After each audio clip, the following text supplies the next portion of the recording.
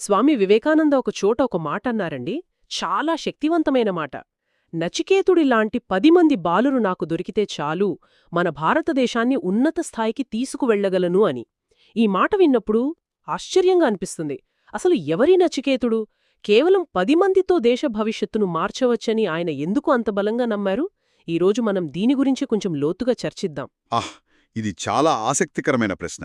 వివేకానందుడి మాటలను అర్థం చేసుకోవాలంటే మనం ముందు నచికేతుని కథలోకి వెళ్ళాలి. కఠోపనిషత్తులోని కథ కదా. అవును, అది కేవలం ఒక కథ కాదు, అదొక వ్యక్తిత్వ విశ్లేషణ. నచికేతుని తండ్రి వాజశ్రముడు ఒక యాగం చేస్తాడు. ఆ యాగంలో ఆయన ముసలి, పనికిరాని ఆవులను దానం చేస్తుంటాడు. ఖచ్చితంగా. అది చూసి చిన్నవాడైన నచికేతుడు తట్టుకోలేకపోతాడు. హ్మ్. వెళ్ళి తండ్రిని, నన్ను ఎవరికి దానం చేస్తావు అని పదే పదే అడుగుతాడు. అంటే ఆ చిన్న వయసులోనే ఎంత ధైర్యం! నిజమే. తప్పు జరుగుతుంటే ప్రశ్నించే ధైర్యం. అదే, విసుగొచ్చిన తండ్రి కోపంలో, నిన్ను యముడికి దానమిస్తున్నాను అనేస్తాడు. ఆ మాటకు నచికేతుడు భయపడకుండా యమలోకానికి వెళ్ళిపోతాడు. వెళ్ళిపోతాడు, కాని అక్కడ యముడు ఉండడు. 3 రోజులు అన్నపానీయాలు లేకుండా ఎదురుచూస్తాడు. అతని నిష్టకు యముడు మెచ్చుకుంటాడు.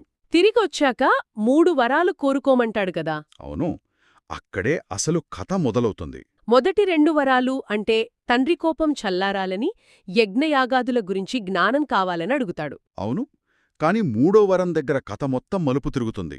ఆ 3వ వరమేంటంటే, మనిషి చనిపోయాక ఏమవుతాడు, ఆత్మ రహస్యమేమిటి అని అడుగుతాడు. ఇది మృత్యుదేవతను అడగాల్సిన ప్రశ్న కాదు. అలాగా? యముడు ఆశ్చర్యపోయి, ఆ రహస్యం దేవతలకు కూడా పూర్తిగా తెలీదని చెప్తాడు. దానికి బదులుగా రాజ్యం, సంపద, అంతులేని సుఖాలు అన్నీ ఇస్తానంటాడు. అంటే ఒక రకంగా ప్రలోభ పెట్టాలని చూస్తాడు, కాని నచికేతుడు లొంగడు. ఈ సుఖాలన్నీ తాత్కాలికం, నాకు శాశ్వతమైన సత్యం కావాలి అని పట్టుబడతాడు.